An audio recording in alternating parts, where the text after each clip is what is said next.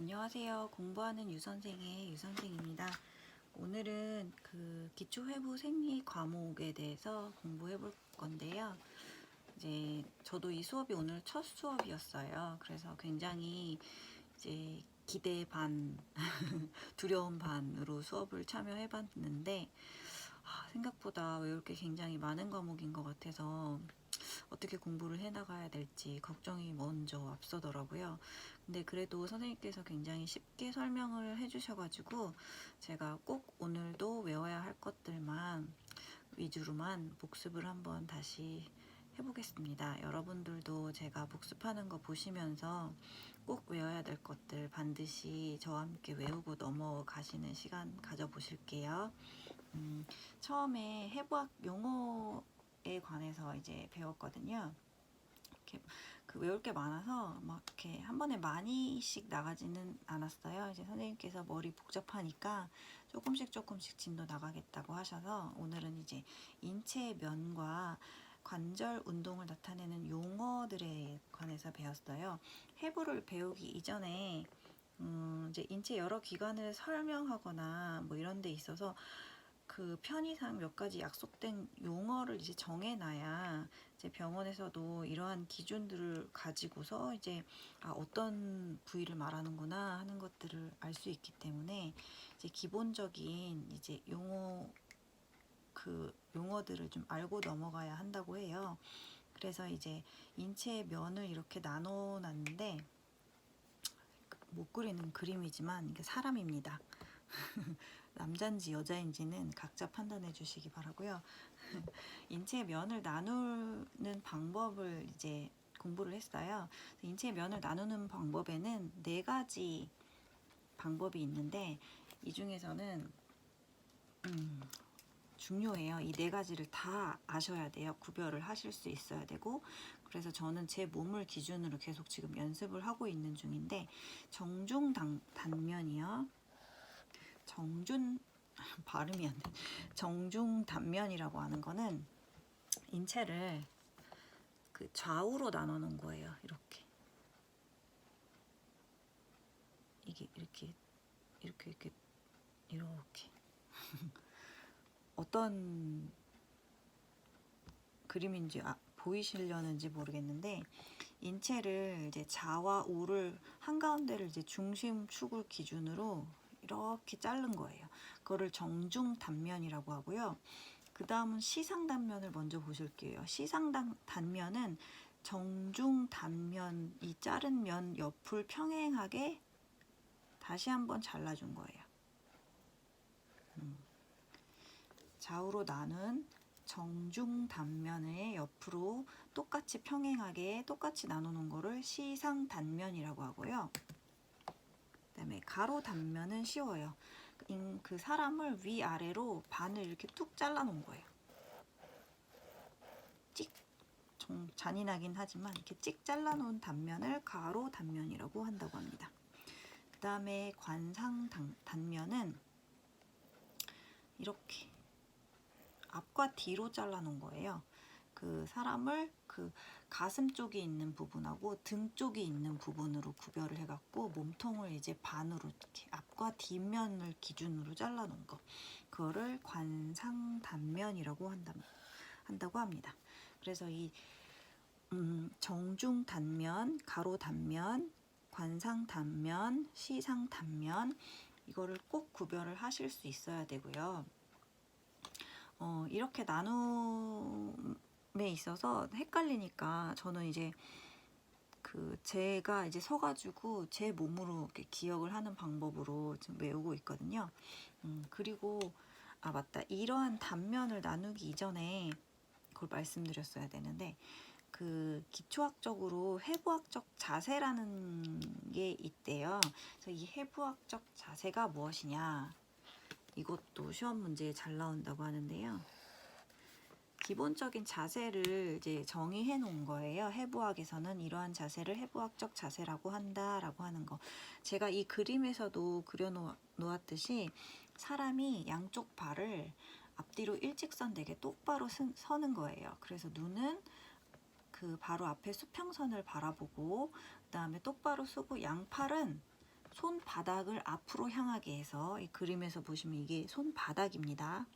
손바닥을 앞으로 향하게 해서 자연스럽게 늘어뜨린 자세를 그 해부학적 자세라고 한대요. 그래서 이러한 자세를 무슨 자세라고 하냐 하면 이걸 해부학적 자세라고 한다는 거 알고 계셔야 되고요. 이 해부학적 자세를 기준으로 저는 지금 인체의 면을 나눈 거예요.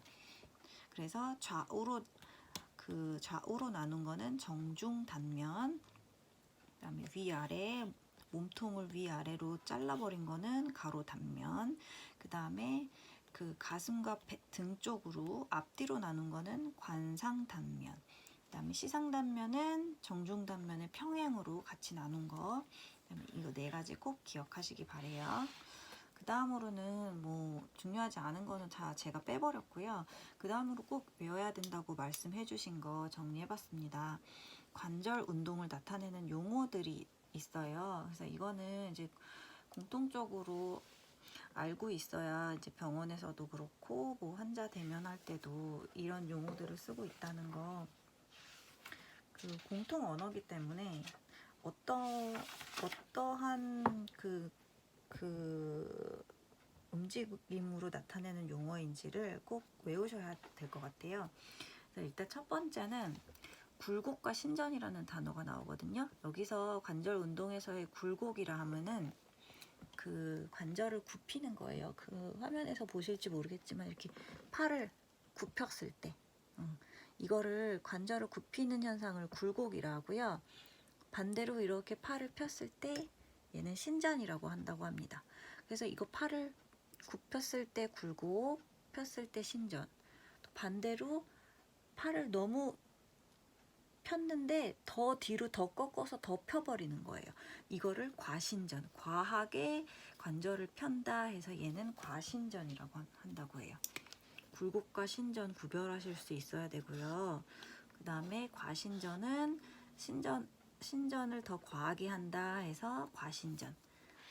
그 다음에는 내전과 외전이 있어요. 내전은 이제 예를 들면 이 그 해부학적 자세에서 손을 이렇게 자연스럽게 펼쳤을 때 몸 중심에 가깝게 이렇게 딱 붙이고 있는 거는 내전이라고 하고요.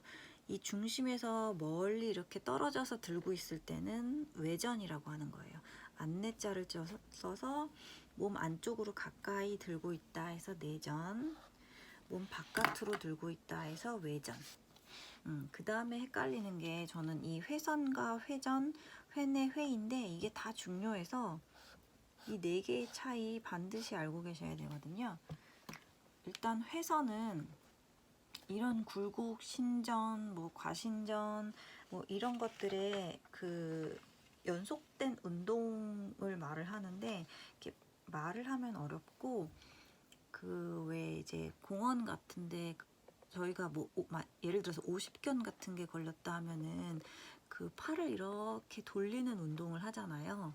어깨를 이제 뭉친 걸 풀어주려고 원을 그리면서 크게 돌리는 팔 운동을 하는데, 그러한 그 운동을 회선이라고 한다고 합니다. 그 다음에 회전은 축이 있어서 그 축을 중심으로 좌우로 왔다 갔다 하는 운동이에요. 그래서 예를 들면 목을 이제 목을 기준으로 머리를 좌우로, 이제 목이 뻐근하니까 왔다 갔다 이렇게 머리를 까딱까딱 하는 그 좌우로 돌리는 운동, 그거를 회전이라고 해요. 얘는 중심 축이 꼭 있어서 도는 운동이기 때문에 이제 예를 들면 목 운동이다 라고 기억을 하고 계시면 되고요. 이 회선은 크게 근육을 원을 그리면서 그리는 운동이다 해서 그렇게 외우시면 될 것 같아요. 그 다음은 회내와 회의가 있는데요. 회내는 그 이제 손등이 앞쪽으로 해서 서 있는 거예요.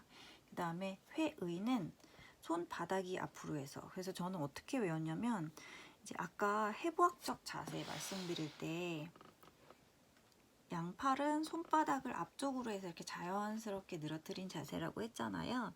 그래서 이 해부학적 자세로 있는 이 상태를 손바닥이 앞으로 가게 하고 있는 거니까 회의라고 외웠고요.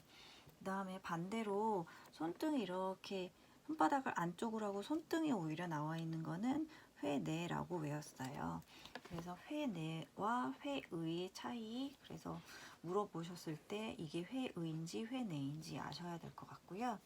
다음은 발바닥이 내측을 향해 있는 거는 내반, 외측을 향해 있는 거는 외반이라고 합니다. 굉장히 이제 오늘 시간은 여기까지 저는 요약을 했는데 중요한 게 많아서 내용은 짧지만 꼭 다 외우셔야 되는 내용이기 때문에 꼭 다시 한번 말씀드릴게요. 해부학적 자세가 어떤 거라는 거 꼭 아셔야 되고요. 그 다음에 인체의 면을 네 단계로 단면으로 나눌 수 있는데 이 단면, 정중 단면, 가로 단면, 관상 단면, 시상 단면 어떻게 나눈 건지 정확히 알고 계셔야 되고요. 관절 운동을 나타내는 용어에서 굴곡은 어떤 거다. 신전은 관절을 펴는 거다. 과신전은 신전이 과해진 거다. 뭐 내전, 외전이 뭔지. 그다음에 회선, 회전, 회내, 회의의 차이 꼭 알아두셔야 될 것 같습니다. 중요한 내용 많았지만 이제 자기 몸을 기준으로 계속 이제 연습을 하다 보면 잘 외워질 수 있을 것 같아요. 그래서 아마 다들 여러분들도 기억 꼭 해주시고 까먹지 않도록 자연스럽게 될 수 있을 때까지 계속 연습하고 암기 하시기 바랍니다. 그럼 저는 이만 여기까지 하겠습니다. 시청해주셔서 감사합니다.